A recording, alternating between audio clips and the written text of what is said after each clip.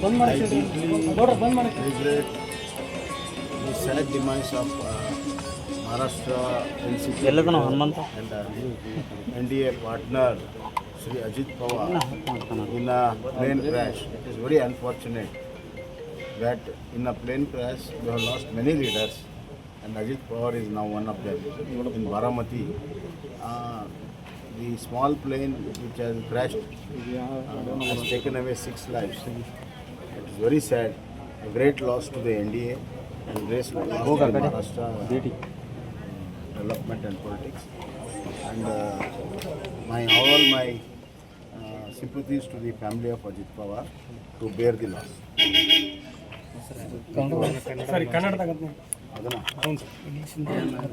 ಅಜಿತ್ ಪವಾರ್ ಅವರ ಅಪಘಾತದಲ್ಲಿ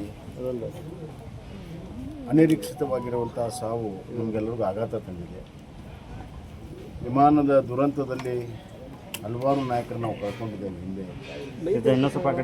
ಅದರಲ್ಲಿ ಅಜಿತ್ ಪವಾರ್ ಅವರು ಸೇರಿರುವುದು ಅತ್ಯಂತ ದುಃಖಕರ ಸಂಗತಿ. ಮಹಾರಾಷ್ಟ್ರದ ರಾಜಕಾರಣಕ್ಕೆ, ಮಹಾರಾಷ್ಟ್ರದ ಅಭಿವೃದ್ಧಿಗೆ, ಮಹಾರಾಷ್ಟ್ರದ NDAಗೆ ಭಾಳ ದೊಡ್ಡ ನಷ್ಟ ಆಗಿದೆ ಅಂತ ಹೇಳಕ್ಕೆ ಇಷ್ಟಪಡ್ತೇನೆ. ಅವರ ಕುಟುಂಬಕ್ಕೆ ಈ ದುಃಖವನ್ನು ತೋರಿಸುವಂಥ ಶಕ್ತಿ ಭಗವಂತ ಕೊಡಲಿ ಅಂತ ನಾನು. ರಾಜಕೀಯ ಪೊಸಿಷನ್ ವಿಚಾರದಲ್ಲಿ ನೋಡಿದಾಗ ಸಾಕಷ್ಟು ರಾಜಕೀಯದಲ್ಲಿ ಹೋರಾಟಗಳನ್ನು ಕೂಡ ಮಾಡಿದ್ರು, ಬೇರೆ ಬೇರೆ ಪಕ್ಷಗಳ ಬದಲಾವಣೆ. ಇಂಥ ಸಂದರ್ಭದಲ್ಲಿ ತಮ್ಮ ಜೊತೆ ಒಡನಾಟ ಯಾವುದು ಕರ್ನಾಟಕ ಮತ್ತು ಮಹಾರಾಷ್ಟ್ರ? ಇಲ್ಲ, ನಮಗೆ ನಮ್ಮ ತಂದೆಯರ ಜೊತೆಗೆ ಶರದ್ ಪವಾರ್ ಅವರು ಭಾಳ ಆತ್ಮೀಯ ಒಡನಾಟ ಇದೆ. ಹಿಂದೆಲ್ಲ ಅವರು ಶರದ್ ಪವಾರ್ ಜೊತೆಗೆ ಭೇಟಿ ಆಗ್ತಿದ್ರು, ನಮ್ಮ ಮನೆಗೆ ಬರ್ತಿದ್ರು. ಅಲ್ಲಿಂದ ಪ್ರಾರಂಭವಾಗಿ ಅವರು NDA ಸೇರಿದ ಮೇಲೆ ಸ್ವಲ್ಪ ಹೆಚ್ಚಿನ ಒಡನಾಟ ಆಗಿತ್ತು. ಅವರ ಕುಟುಂಬದ ಸದಸ್ಯರು, ಈಗಿರುವ MP ಸುಪ್ರಿಯಾ ಸೋಡೆ ಅವರು ಎಲ್ಲರೂ ಕೂಡ ಕುಟುಂಬದ ಸದಸ್ಯರು ಕೂಡ ಇದ್ದಾರೆ. ಮೊನ್ನೆ ದಿಲ್ಲಿಯಲ್ಲಿ ಇದು ನಮ್ಮ ಶರದ್ ಪವಾರ್ ಅವರ ಹುಟ್ಟಿದಬ್ಬ ದಿವಸ ಅವತ್ತು ಕೂಡ ನನಗೆ ಭೇಟಿಯಾಗಿದ್ದರು. ಒಬ್ಬ ಒಳ್ಳೆಯ ಆಡಳಿತಗಾರ, ಹಲವಾರು ರಾಜಕೀಯ ಸವಾಲುಗಳನ್ನು, ಏರುಪೇರುಗಳನ್ನು ಎದುರಿಸಿ ಈಗ ಒಂದು ಸ್ಥಿರತೆಗೆ ಬಂದಿದ್ದರು. ಅವ್ರ ನೇತೃತ್ವದಲ್ಲಿ 40ಕ್ಕಿಂತ ಹೆಚ್ಚು MLA NDA ಒಬ್ಬ ಪ್ರಬಲ ಸದಸ್ಯರಾಗಿದ್ದರು, ಉಪಮುಖ್ಯಮಂತ್ರಿಗಳಾಗಿದ್ದರು. ಅವರ ಒಂದು ನಷ್ಟ ಮಹಾರಾಷ್ಟ್ರದ ರಾಜಕಾರಣದ ಒಂದು ಪುಣೆ ಮತ್ತು ಬಾರಾಮತಿ ಸುತ್ತಲಿರುವಂಥ ರಾಜಕಾರಣ ದಿಕ್ಕು ಇನ್ನು ಮುಂದೆ ಯಾವ ರೀತಿ ಇರ್ತದೆ ಅನ್ನೋದನ್ನು ನೋಡುವಂಥದ್ದು. ಸರ್, ಇಲ್ಲಿ ಫೆಬ್ರವರಿ 13ನೇ ತಾರೀಕು ರಾಜ್ಯ ಕಾಂಗ್ರೆಸ್ ಸರ್ಕಾರದ ವತಿಯಿಂದ ದೊಡ್ಡ ಸಮಾವೇಶ ಹಮ್ಮಿಕೊಂಡಿದ್ದಾರೆ. ಪಟ್ಟ ಕೊಡಬೇಕು ಅನ್ನೋ ನಿಟ್ಟಿನಲ್ಲಿ ಹೇಳ್ತಾ ಇದ್ದಾರೆ ಮೇಲ್ನೋಟಕ್ಕಂತ ಕೂಡ. ಆದರೂ ಸಿದ್ದರಾಮಯ್ಯನವರು ಶಕ್ತಿ ಪ್ರದರ್ಶನ ಉತ್ತರ ಕನ್ನಡ ಭಾಗದಲ್ಲಿ ಆಪ್ತ ಸಚಿವರೇ ಹೆಚ್ಚಾಗಿರುವಂಥ ಜಿಲ್ಲೆಗಳಿಂದ ಜನರನ್ನು ಸೇರಿಸಿ ಮಾಡ್ತಿದ್ದಾರೆ ಅನ್ನುವಂಥ ಚರ್ಚೆ. ಸರ್, ನಮಗೆ ಅಧಿಕಾರ ಇದೆ, ಸರ್ಕಾರದ ದುಡ್ಡಲ್ಲಿ ಜನ ಸೇರಿಸ್ತಾರೆ, ಸರ್ಕಾರದ ದುಡ್ಡಲ್ಲಿ ಜನ ಸೇರಿಸಿ ರಾಜಕಾರಣ ಮಾತಾಡ್ತಾರೆ. ಅದು ಸರ್ಕಾರದ ದುಡ್ಡಲ್ಲಿ ಕಾಂಗ್ರೆಸ್ ಸಮಾವೇಶ ಮಾಡ್ತಾರೆ. ಅದರಲ್ಲಿ ಒಂದು ಸತಿ ಮುಖ್ಯಮಂತ್ರಿಗಳ ಶಕ್ತಿ ಪ್ರದರ್ಶನ, ಒಂದು ಸತಿ ಉಪಮುಖ್ಯಮಂತ್ರಿ ಶಕ್ತಿ ಪ್ರದರ್ಶನ. ಒಟ್ಟಾರೆ ಇದರಿಂದ ಜನರಿಗೇನು ಉಪಯೋಗ ಇಲ್ಲ. ಯಾವ ಸಾಧನೆ ಮಾಡಿದ್ದಾರೆ ಅಂತ ಸಮಾವೇಶ, ಶೂನ್ಯ ಸಾಧನೆಯ ಒಂದು ಸಮಾವೇಶ ಮಾಡೋದ್ರಲ್ಲಿ ಯಾವುದೇ ಅರ್ಥ ಇಲ್ಲ. ಜನರಿಗೆ ಯಾವುದೂ ಆಸಕ್ತಿ ಇಲ್ಲ. ಜನರಿಗೆ ಅಭಿವೃದ್ಧಿಯ ಒಂದು ಸಣ್ಣ ಒಂದು ಪರಿಚಯವೂ ಕೂಡ ಈ 2.5 ವರ್ಷದಲ್ಲಿ ಕಾಣಲಿಲ್ಲ. ಅಭಿವೃದ್ಧಿ ಶೂನ್ಯವಾಗಿರುವಂಥ ಈ ಸರ್ಕಾರ, ಭ್ರಷ್ಟಾಚಾರದಿಂದ ಮುಳುಗಿರುವಂಥ ಈ ಸರ್ಕಾರದ ಬಗ್ಗೆ ಜನರಿಗೆ ಭ್ರಮ ನಿರಸನ ಆಗಿದೆ. ಭ್ರಮ ನಿರಸನದ ಸಮಾವೇಶ ಆಗಬೇಕಷ್ಟೇ. ಮೊನ್ನೆ ಹುಬ್ಬಳ್ಳಿಯಲ್ಲೂ ಕೂಡ ಸರ್ G+ ಮನೆ ಕೊಡೋದ್ರಲ್ಲಿ ಬರೀ ರಾಜಕಾರಣದ ಭಾಷಣಗಳೇ. G+ ಮನೆ ಯಡಿಯೂರಪ್ಪನವರಿಂದ ಪ್ರಾರಂಭ ಆಯಿತು. ನಮ್ಮ ಕಾಲದಲ್ಲಿ ಅದಕ್ಕೆ ಜಾಗ ಕೊಟ್ಟು ಅದಕ್ಕೆಲ್ಲ ದುಡ್ಡನ್ನು ಕೊಟ್ಟಿದ್ವಿ. ಈಗ ಮುಗಿಯೋ ಹಂತದಲ್ಲಿ ಎಲ್ಲ ಇಡೀ ರಾಜ್ಯದ ಸಮಾವೇಶವನ್ನು ಅಲ್ಲಿ ಮಾಡೋದ್ರಲ್ಲಿ ಅರ್ಥ ಏನಿದೆ? ಒಂದು ರೀತಿಯಲ್ಲಿ ಯಾವುದೇ ರೀತಿ ಇಡೀ ರಾಜ್ಯದಲ್ಲಿ ಕಳೆದ 2.5 ವರ್ಷದಲ್ಲಿ 33,000 ಮನೆ ಅಂದರೆ ಅದೇನು ದೊಡ್ಡ ಸಾಧನೆ ಅಲ್ಲ. ಅದು ನಾವು ಪ್ರಾರಂಭ ಮಾಡಿದ್ದನ್ನು ಬರೀ ಮುಕ್ತಾಯ ಮಾಡಿದ್ದಾರೆ. ಆದ್ದರಿಂದ ಸುಳ್ಳನ್ನು ಹೇಳೋದ್ರಲ್ಲಿ ನಿಸಿಮರು,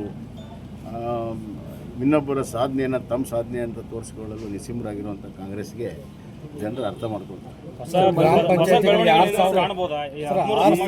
ನೋಡಿ, ರಾಮ್ಜಿ ವಿಚಾರದಲ್ಲಿ ದಿನಾಂಕ ಬಹುತೇಕವಾಗಿ 6, 7, 8 ಈ 3 ದಿವಸದ ಒಳಗಡೆ ಒಂದು ಗ್ರಾಮ ಪಂಚಾಯಿತಿಯ ಎಲ್ಲ ಅಧ್ಯಕ್ಷರು, ಉಪಾಧ್ಯಕ್ಷರು ಮತ್ತು ಎಲ್ಲ ಹಿರಿಯ ಸದಸ್ಯರನ್ನು ಕರೆದು ಹಾವೇರಿಯಲ್ಲಿ ಒಂದು ಸಮಾವೇಶವನ್ನು ಮಾಡಿ ಜಿ ರಾಮ್ಜಿಯ ನಿಜವಾದಂಥ ಪ್ರಯೋಜನಗಳೇನು, ಹೆಂಗೆ ಗ್ರಾಮೀಣ ಪ್ರದೇಶದ ಜನರಿಗೆ 100 ದಿವಸದ 125 ದಿವಸ ಹೆಂಗೆ ಕೆಲಸ ಸಿಕ್ಕಿದೆ, ಭ್ರಷ್ಟಾಚಾರ ಹೆಂಗೆ ನಿರ್ಮೂಲನೆ ಆಗ್ತಾಯಿದೆ, ಡೈರೆಕ್ಟಾಗಿ ಪೇಮೆಂಟ್ ಹೆಂಗೆ ಸಿಗ್ತದೆ, ಮಧ್ಯವರ್ತಿಗಳನ್ನ ಹೆಂಗೆ ದೂರ ಮಾಡ್ತಿದೆ ಮತ್ತು ಗ್ರಾಮ ಪಂಚಾಯಿತಿಗಳ ಅಧಿಕಾರ ಇನ್ನಷ್ಟು ಗಟ್ಟಿ ಹೆಂಗಾಗಿದೆ, ಎಲ್ಲ ವಿಚಾರಗಳ ಬಗ್ಗೆ ಸಮಾವೇಶವನ್ನು ಮಾಡುವಂಥ ತೀರ್ಮಾನ ನಾವು ಮಾಡಿದ್ದೇವೆ. ಹಾವೇರಿ ಜಿಲ್ಲೆಯ ಎಲ್ಲ ಪ್ರಮುಖ ಗ್ರಾಮ ಪಂಚಾಯಿತಿಯ ಅಧ್ಯಕ್ಷ ಸದಸ್ಯರನ್ನೆಲ್ಲರನ್ನೂ ಸೇರಿಸಿ ಒಂದು ಸಮಾವೇಶವನ್ನು ನಾವು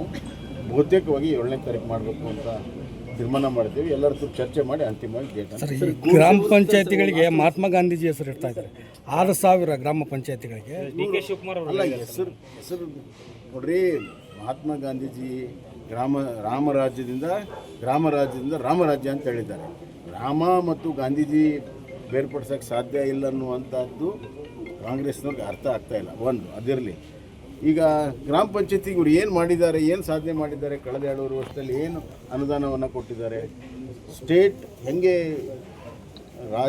ಕೇಂದ್ರದಿಂದ ರಾಜ್ಯಕ್ಕೆ ಫೈನಾನ್ಸ್ ಕಮಿಷನ್ನಿನ ರೆಕಮೆಂಡೇಷನ್ ಮೇಲೆ ಡೆವಲ್ಯೂಷನ್ ಫಂಡ್ ಬರ್ತದೋ ಹಾಗೆ ಗ್ರಾಮ ಪಂಚಾಯಿತಿಗಳಿಗೆ, ತಾಲೂಕು ಪಂಚಾಯತಿ, ಜಿಲ್ಲಾ ಪಂಚಾಯತಿ ಮತ್ತು ನಗರದ ಸ್ಥಳೀಯ ಸಂಸ್ಥೆಗಳಿಗೆ ರಾಜ್ಯದಿಂದ SFC ಸ್ಟೇಟ್ ಫೈನಾನ್ಸ್ ಕಾರ್ಪೊರೇಷನ್ ಅಂತಿದೆ, ಅದ್ರ ರಿಕಮೆಂಡೇಷನ್ ಪ್ರಕಾರ 2,000 ಕೋಟಿ ರೂಪಾಯಿ ಗ್ರಾಮ ಪಂಚಾಯತಿ ಕೊಡಬೇಕಾಗಿತ್ತು, ತಾಲೂಕು ಪಂಚಾಯತ್, ಜಿಲ್ಲಾ ಪಂಚಾಯತಿ ಕೊಡಬೇಕಾಗಿತ್ತು, ನಗರದ ಪುರಸಭೆ, ನಗರಸಭೆಗೆ ಕೊಡಬೇಕಾಗಿತ್ತು. ಅದು 1% ಬಿಡುಗಡೆ ಮಾಡಿಲ್ಲ. ಮತ್ತು ಇವರು ಗ್ರಾಮ ಪಂಚಾಯತಿ ಬಗ್ಗೆ ಮಾತಾಡ್ತಾರೆ, ಗ್ರಾಮ ವಿಕೇಂದ್ರೀಕರಣ ಬಗ್ಗೆ ಮಾತಾಡ್ತಾರೆ. SFC ಗ್ರಾಂಟನ್ನು ಯಾಕೆ ಬಿಡುಗಡೆ ಮಾಡಲಿಲ್ಲ ಅನ್ನೋದನ್ನು ಮೊದಲು ಈ ಸರ್ಕಾರ ಹೇಳಬೇಕು. ಈ ರಾಮನಗರ ಇದ್ದದ್ದು ರಾಮನಗರ ಹೆಸರು ಚೇಂಜ್ ಮಾಡಕ್ಕೆ ಹೆಚ್ಚಿನ ವಿಡಿಯೋಗಳಿಗೆ ಪ್ರತಿಧ್ವನಿ ಯೂಟ್ಯೂಬ್ ಚಾನೆಲ್ ಸಬ್ಸ್ಕ್ರೈಬ್ ಮಾಡಿ, ಬೆಲ್ ಐಕಾನ್ ಕ್ಲಿಕ್ ಮಾಡಿ.